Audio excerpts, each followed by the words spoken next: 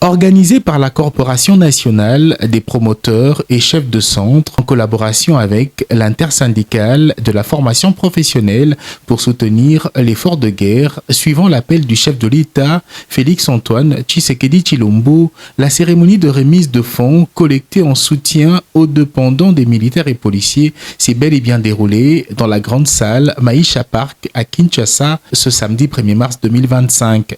C'était en présence de Maître Marc Ekila Likombo, ministre de tutelle, et des principaux bénéficiaires, à savoir les femmes et les enfants des militaires et policiers, avec Georgette Ondekane, présidente de l'association des épouses des militaires et policiers.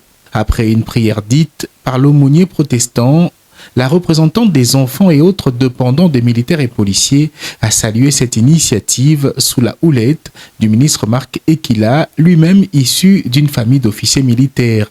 Ce dont les ayants droit des hommes en uniforme ont le plus besoin, ce sont de formation, des métiers. Merci de donner aux familles de ceux qui sont tombés sur le champ d'honneur cette opportunité. Christelle Tendo, présidente de la Corporation nationale des promoteurs et chefs de centre, a tenu à rassurer les bénéficiaires d'une formation de qualité, notamment orientée vers les métiers innovants. S'en est suivi une remise symbolique d'une enveloppe par Christelle Tendo à l'autorité de tutelle pour accompagner les formations en faveur des dépendants des militaires et policiers. Maître Marc Ekila Likombo a remercié la Corporation nationale des promoteurs et chefs de centre pour un acte patriotique combien louable.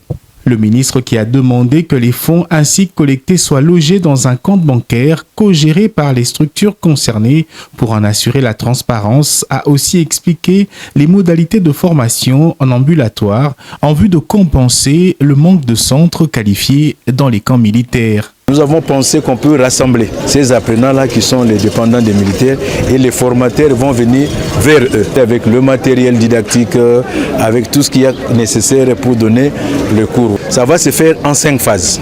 Et l'objectif poursuivi, c'est d'atteindre, par la grâce de Dieu, 10 000 dépendants. Maître Marc Ekila a également bénéficié de l'appui de sa démarche lors du dernier Conseil de ministres. Il a été vivement encouragé par le chef de l'État à travailler avec les ministères sectoriels en vue de la réhabilitation des centres et unités de formation professionnelle de qualité dans les camps militaires.